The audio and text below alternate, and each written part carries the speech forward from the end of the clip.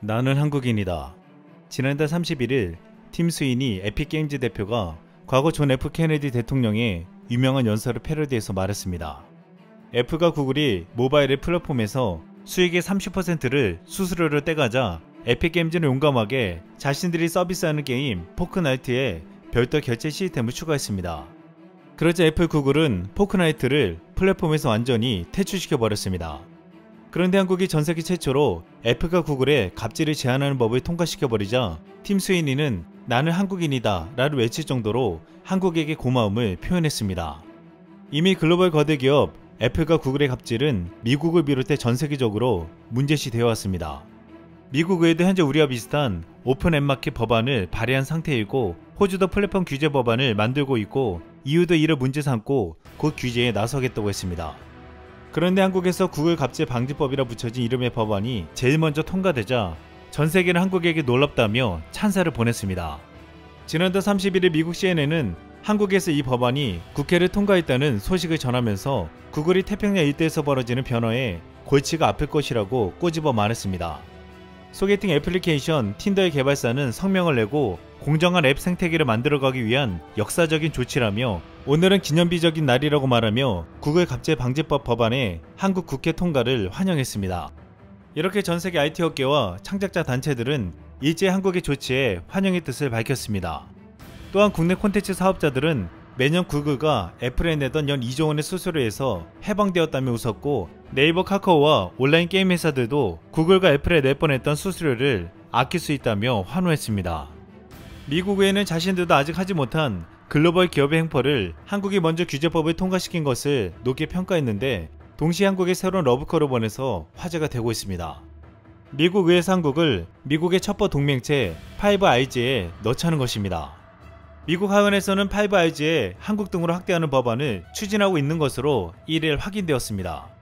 미국 의회는 과거 미국과 영국이 소련 등 공산권과 냉전에 대응하기 위해 협정을 맺은 것이지만 이제는 중국과 러시아를 주된 위협으로 지목하고 생각이 같은 다른 민주주의 국가로 확대한다고 밝혔습니다.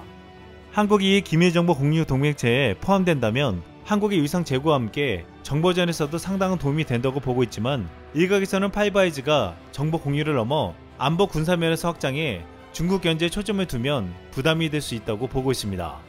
일본은 오래전부터 이 파이브 아이즈에 들어가기 위해 노력해왔습니다.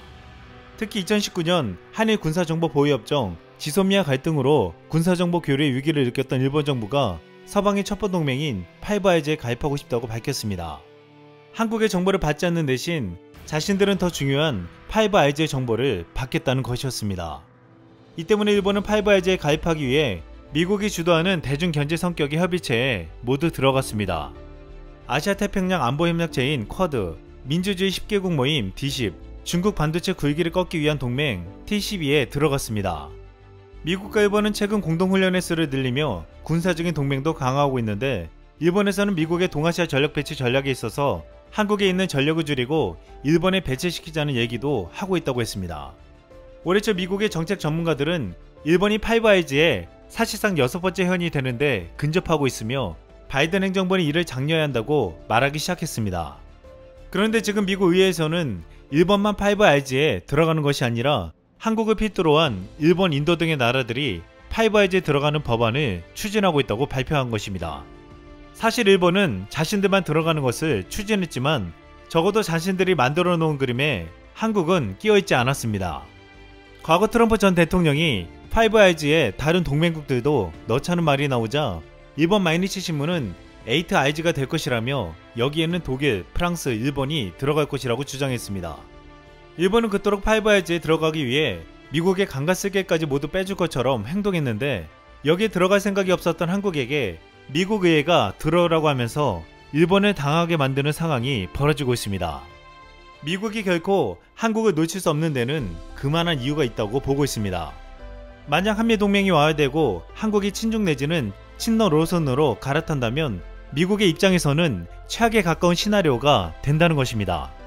이미 미국의 입장에선 중국 견제를 위해서 한국은 반드시 안고 가야 하는 국가이며 파이브 아이즈 다음 가는 국가로 여기고 있다고 했습니다. 최근 중국의 급부상과 북한 핵개발에 대항해서 한국은 전략적으로 매우 중요한 나라로 평가되고 있는데 또한 한국은 세계 10위의 경제력과 세계 위기의 군사력을 갖추고 있으며 이제는 첨단 무기들을 비롯해 세계적인 수준의 무기를 생산할 수 있는 능력을 가지며 전력을 증강시키고 있습니다. 이 때문에 정작 파이브 아이즈에 넣는다면 한국이 필수적이라고 본 것입니다.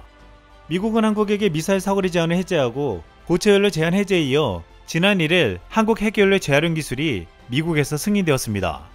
이로써 1978년 첫 원전 가동 이후 40년간 쌓아만 두던 폐연료봉 17,500여 톤을 처리할 길이 처음 열리게 되었습니다.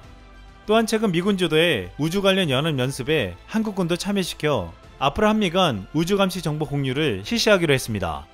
그런데 한국은 미국에게 이렇게 강한 힘을 인정받으며 경제와 군사력을 증강시켜 나가는 동시에 이제 전세계 다른 나라들에게도 러브콜을 받고 있습니다.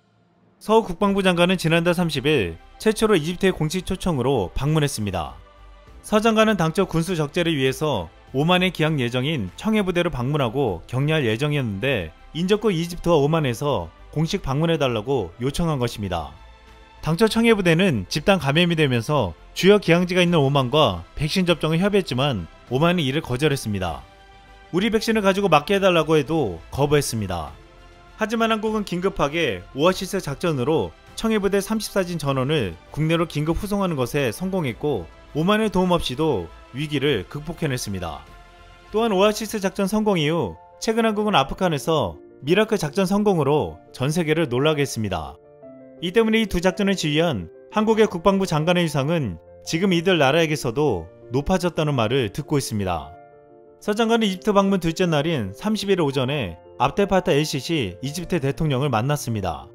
엘시시 대통령은 한국이 단시간 내 민주주의와 경제발전을 동시에 이룩한 세계적인 모범국가로서 2016년 본인의 한국 공식 방문 이후 한국을 전적으로 신뢰하게 됐다며 국방 방산 협력을 포함해 한국과 전방위적인 협력을 희망한다고 말했습니다. 서 장관이 이집트 방문을 마치고 청해부대가 있는 오만으로 떠나 2일 오만시아 국방부총리와 양자회담을 했습니다. 여기서 한국과 오만 간 국방 방산 협력 강화 방안을 논의했는데 오만은 한국이 선도하고 있는 첨단 무기 체제에 대한 협력을 희망한다며 이를 위해 오만 측 실무 대표단에 방안을 추진하겠다고 말했습니다. 그러면서 앞으로 한국 대통령의 오만 공식 방문 성사와 함께 양국 협력이 국방을 포함한 다양한 분야로 확대되기를 희망했습니다. 특히 오만 시합 부총리는 최근 아프가니스탄 협력자들을 후송한 한국의 미라클 작전을 높이 평가하며 앞으로 글로벌 강국인 한국이 중동 지역 내 평화 안정을 위해서도 역할을 해주기를 기대한다고 했습니다. 서 국방부 장관은 오만 시합 부총리의 말을 다 듣고 있었지만 그 순간 어떤 표정을 지었을지 궁금해지고 있습니다. 이상 쓸멍이었습니다.